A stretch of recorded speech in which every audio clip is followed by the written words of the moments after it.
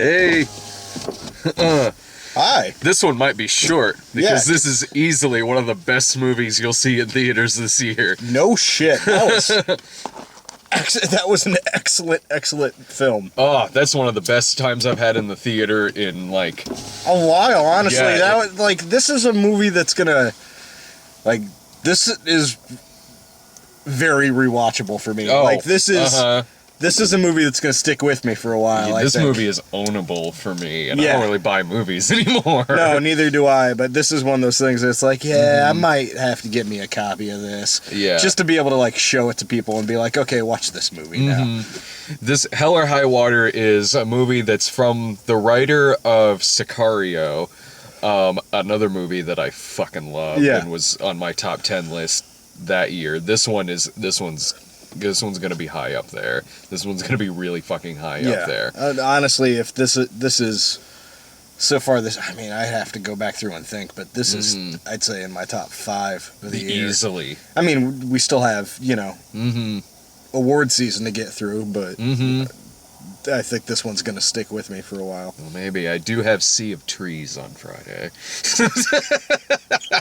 I mean, it's getting Forest. terrible reviews, but it has McConaughey. So, I mean, what are you going to do?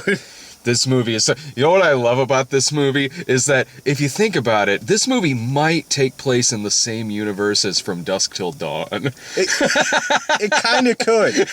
It kind of could, like the first half of From Dusk Till Dawn. Oh, yeah. Not like there's suddenly Jeff Bridges and the boys end up at a speakeasy with werewolves in it. Took an interesting turn there in the second half. Well, that's a movie I'd pay to see, too. Oh, good lord, yes.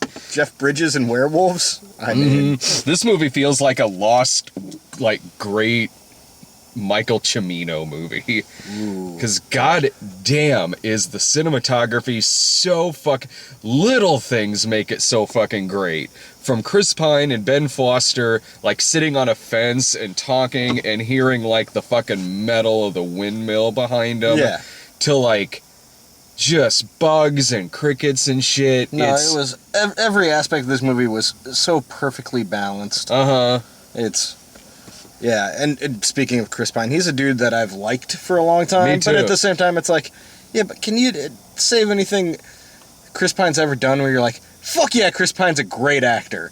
There's a lot of things I've seen where it's like, I find Chris Pine very charming. Yeah. But I've never, watched a movie before where god damn, Chris Pine's a great actor. Yeah. And this movie, it's like, god damn, Chris Pine's a great actor. Because he was holding his own against Jeff Bridges and Ben Foster. And Ben Foster, who in a movie that is just 100% great, Ben Foster in this movie... Standout fantastic. Yeah. He's a very charming, lovable, bad dude. God, that's what I love about this movie, is because... Here's a movie about two guys who are bank robbers, and when you see the movie, you find out why they're doing this, and it is for a noble cause, but Ben Foster's character is the psycho of the two. But even then, he's not really a psycho. Yeah, he's not Quentin Tarantino and From Dusk Till Dawn. He's not raping bank tellers, but if there is an unbalanced one of the two. Yeah, it's definitely him. Yeah. But what's so great about this movie is you root for these guys. Well, and that's one of the reasons I really love this movie was because not only are you rooting for these guys, the criminals, you're also rooting for the cops. Exactly. And you're spendting an equal amount of time with both groups. Yeah. But through the whole thing, I'm like, I don't know who I kind of want to win in this. Who should come out on top? I mean, feel like the bad guys are obviously bad guys, but they're very relatable bad guys. Yeah. And the cops are just kind of they're doing their job. Yeah.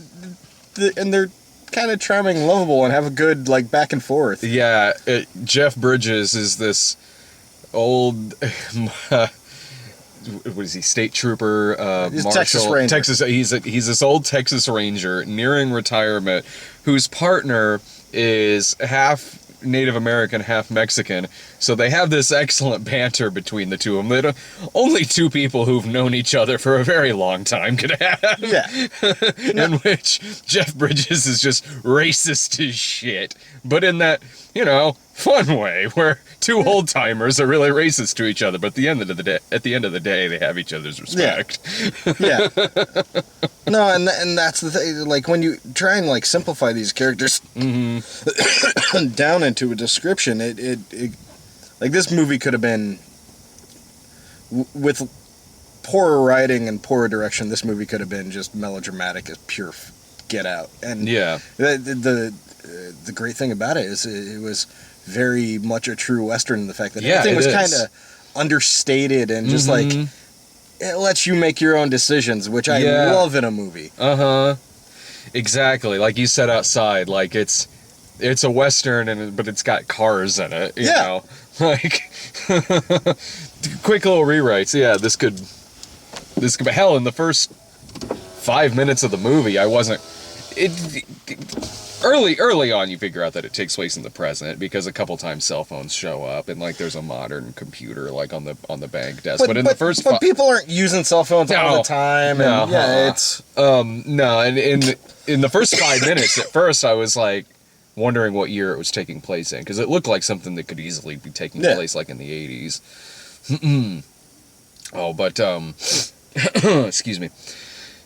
But again, like I said, I don't want to spoil much of this movie. I really don't. Yeah, I just go watch it. There's nothing else that can compare to this playing right now. I don't think. Way better than Yoga Hosers. Oh, I'm sure. But no, this again, like I said, it's a funny movie. It's a suspenseful movie. There's such quiet, moody shots in it. But they're not like moody in the like overbearing Moody way. But it's just moody in like a Western where they're overlooking the plains. Yeah. Do you think this will get recognized come Oscar season? I think Ben Foster will. See, I hate to say it, but I don't think it will. I think this is going to be one of those movies that's going to slide under the radar, but I'm going to remember for a long time and go, well, fuck, that movie should have gotten at least a nomination for something. Yeah. But, I mean, you could easily nominate Ben Foster for this movie. Cinematography. I think you could nominate the screenplay. And a highlight for me is the score, which I don't comment on scores much in movies, like because usually there's not much to comment about well, anymore. they're pretty. It's fairly generic most of the time. But Yeah. like this was Nick Cave and Warren Ellis did the music for this, and I fucking love me some Nick Cave. And anytime those guys, it's one of those weird selling points for a movie for me that if I see that Nick Cave and Warren Ellis did the score for it, chances are I'll probably like the movie. Like even if it's like Lawless. Yeah, I like Lawless. I was so prepared to hate that fucking movie when all the trailers and everything were coming out. I was so prepared to hate that fucking movie. Yeah. And then I watched it, and because on the back it's like, or someone's like, oh yeah, it's Nick Cave and Warren Ellis did the music, and it's like, okay, so I rented it and I put it in, and you know the opening credits come up and it's like written by Nick Cave as well, and it's like, oh fuck, Nick Cave writes good movies. Yeah. Sure enough, that was a great movie. Like even LaBeouf was good in that movie. He can be good. Yeah. Yeah, he can totally be. I think since come award seasons, movies like No Country for Old Men have certainly gotten recognized in the past. And I think yeah, but I think that has it has the weight of the Coen brothers behind exactly. it. And it was, that was a big movie that year, you know. Like this is a small movie. This is not a big thing, and I can't see studios, especially Lionsgate, pushing too hard for nominations for this. I would like to see some. Yeah, me too. But just for the scene of machine gun toting Ben Foster just walking down a street. A country road. Yeah, a country road, sunglasses on, confident as shit, machine gun just getting rid of this lynch mob chasing them.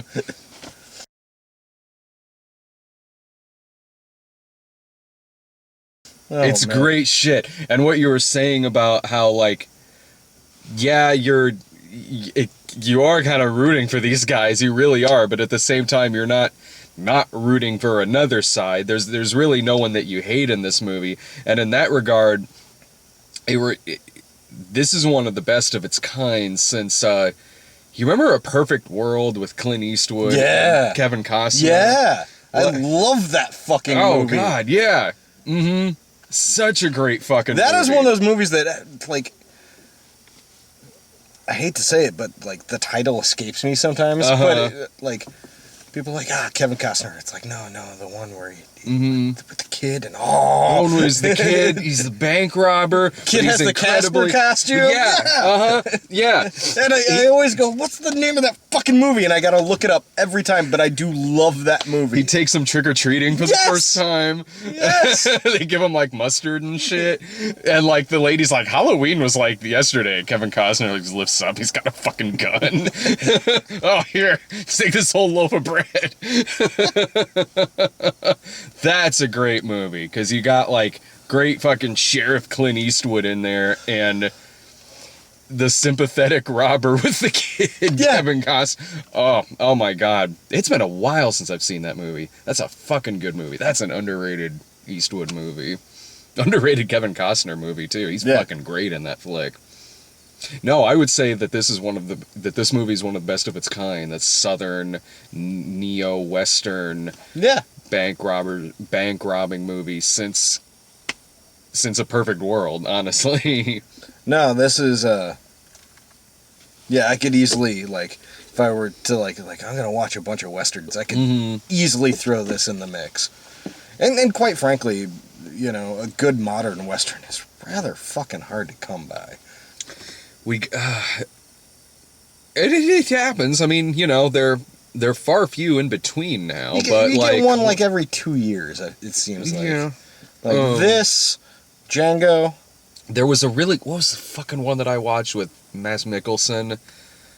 Fuck. He did a western, and it was I saw it like a year or so ago.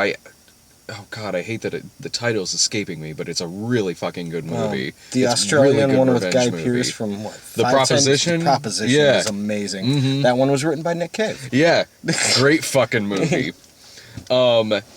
You know, Magnificent Seven will probably be fun. It'll be fun, but it's not going to be this kind of caliber it's of not movie, gonna be. you know? Yeah, it'll be exactly. You know, that I think that's the difference. Like, One of them will be a really entertaining western shoot 'em up, and you know, this one's like, you know, Sergio Leone compared to It's Clint Eastwood to John Wayne. John Wayne was fucking fun, but I mean, come on. But we. Well, you know who's better. Yeah. I'm gonna watch the Clint Eastwood movie. Yeah. Don't regret seeing the John Wayne ones, but I know which ones I'm gonna rewatch. And there's John Wayne ones that Rio Bravo. I love Rio Bravo. But yeah, at the end of the day, more often than not, I'm gonna put in like Fistful of Dollars or High Plains Drifter. For a few dollars more. For a few dollars more. Any of the Dollars trilogy. Yeah, honestly, out of all three, For a Few Dollars More is easily my favorite. And all three are great movies, but... I've always, like... Whenever I put those movies on, like, my top, like, 50 or 100 or wherever they're at on there, I typically just have them in there as one. I don't know if I've ever really ranked them. Because I love them all so much. I feel like I'm insulting one of the other ones if I'm saying one's better than the other because I love all three of them. For a few dollars more, I think was the first Blu-ray I bought. I was like, fuck oh, no shit. I think it was the reason I bought that and Scott Pilgrim versus the World were the movies that I'm like, oh, I want to watch this in super fucking HD. I've got Blu-rays of them up at home of the Fistful of Dollars, A Few Dollars More, and Good, the Bad, and the Ugly. A Few Dollars More has that great revenge side story with Lee Van Cleef, and so fucking good. Now we start. Oh, amazing. So it took this movie a few weeks to finally get here to Springfield. It got here last weekend because if it was here the week before, we would have gone and seen it. But I'm glad it eventually finally came here, and if it's playing anywhere around you, I don't know how many theaters it's in right now, but if it's playing anywhere around you, of all the movies that are in theaters right now, and there are good ones out now, Yeah. totally. This one's definitely, by far the best one you'll see. and in it won't be. theaters now. It won't. The other thing is, this won't be around long, and I really think it's worth seeing on a big screen. So, No, me like- too. Like Mhm. you know, you got a few more weeks to go watch something else. Like, just go see Yeah. this. Exactly. So it's today, Wednesday. So Yeah. tomorrow is Brian and I are at the Rob Zombie movie, and Morgan's coming up. Sarah and I are seeing that on Friday. I'm pretty sure I'm going to be at the Sea of Trees on Friday as well. I'm curious, man. I gotta know. Yeah, I might be at that. I'm debating it. It sounds like it's got all the ingredients of something that should be really, really, really good. Every time I hear from anyone I know who's seen it, they're always talking about it getting booed and like laughed off the screen and shit, and like that doesn't automatically mean I'm gonna dislike it. By the way, I've gone into plenty of movies where I'm like, I don't know, like I'm hearing some questionable things, but I come out of it Yeah. like, it worked for me. No, absolutely. Like, yeah. So plenty of stuff coming up. Yeah, no, we're hitting high gear for like the season of movies that I enjoy for the most part, you know. You know what is hitting Springfield this weekend? With the Equity. You remember that? The Anna Gunn trailer we got that was like that Wall Street stock thing? Oh, that looked boring as fuck to me.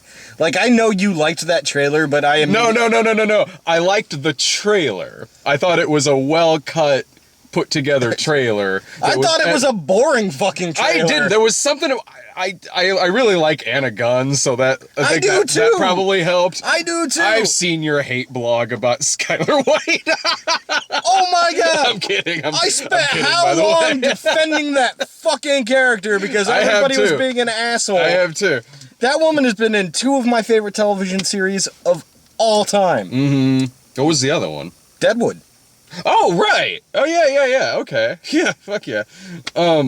So that I thought the trailer was kind of well cut together. I thought the music in the trailer was fine, but it was like I said to you in the car. I was like, I thought that was a decently made trailer for what is probably a really boring movie. And sometime in October, there's a new Kirk Cameron thing coming out. But this one is like, well, it's going to be fascinating regardless. But this thing is more of like I think like a live Q&A thing. Oh my god. Something like, it's called Kirk Cameron Revive Us. Fuck idiot is saying that. Oh god. Oh. Dude, the Fathom like poster for it is like him draped in the American flag. I am so excited. I can't wait. That's a Fathom event too. That's like sometime like mid-October, just right around Halloween. I wonder who Kirk Cameron's voting for. Does he think he just writes in Jesus Christ? Maybe. Maybe he figures Or he's got a Kirk, shot this or year. Kirk Cameron. Yeah, well, when they did that Growing Pains movie, I think one of them was a politician, so maybe he writes in one of the Seavers. Oh, it was Ben, wasn't it? I don't know. Maybe it was Boner. Was that Growing Pains? Was Boner Growing Pains? Yeah. Okay, and Skippy was Family Ties. Boner. Oddly enough, I think I'm remembering this correctly. Boner, one of my all-time favorite. It wasn't never on it was a short movie, but one of my favorite Jokers of all time. What? He was in a fan movie. Oh, that yeah. It was the one with the Predator and the alien, wasn't it? Dead End. Yeah, he was the Joker in that. Oh, I forgot that. Yeah.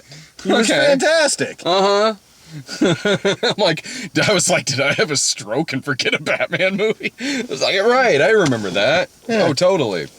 I'm a nerd. I remember stupid shit. Oh, I did too. I just forgot that one. I remember Skippy was in Trick or Treat. the Ozzy Osbourne one. All right, we'll see you this weekend. Later.